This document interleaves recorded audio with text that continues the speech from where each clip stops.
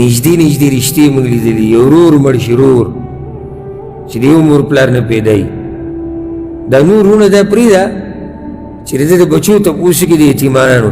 مسله دا روانه ده او جرګې او فیصلې چې آیا دې میراث کې د ده حصه پوره رسي که نه رسي، که څنګه رسي، ولې رسي او دا به کله رسي. مسله دا روانه. یتیمانان په تندر لاړ، دا د رور حال دی. بل سړی به ستا د کور څه تپوس وکړي چې ته مړ شي. شتي زه دا نه یم ګورئ چې بلکل یعنې ختم دي، شتي خو ډېر لږ دي داسې ملګري مؤمنان، او دا پیدا کول هم ګران دي چې ته په سفر یا ته په دنیا کې نه مړ شوې او ستا د کور تپوس کوي، ستا د بچو تپوس کوي. دا هغه مؤمنان دي چې د دوی دوستي یقیني د الله دپاره وه. څنګه؟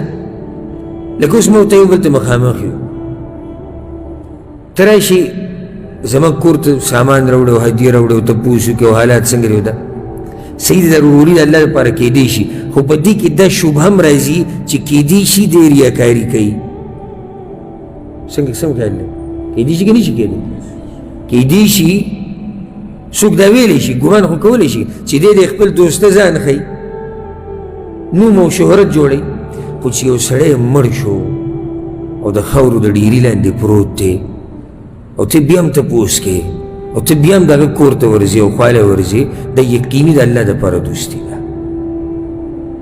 کنه زما خبره غلط ده؟ یو نیم خبره بلکل یقیني، یو نیم کې کیدی شي. لکه مثال بله درکم، یو سړی اوس موږ سره په درس کې ناست او جاړي، کیدی شي او کیدی شي څه معنی؟ کیدی شي د الله د یېرې جاړي او کیدی شي ریاکاري، د نورو ملګرو ته یې ښیي.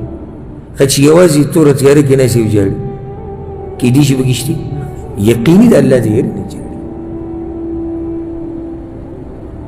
نو الله دې د اوچت صفات به موږ کې پیدا کړي.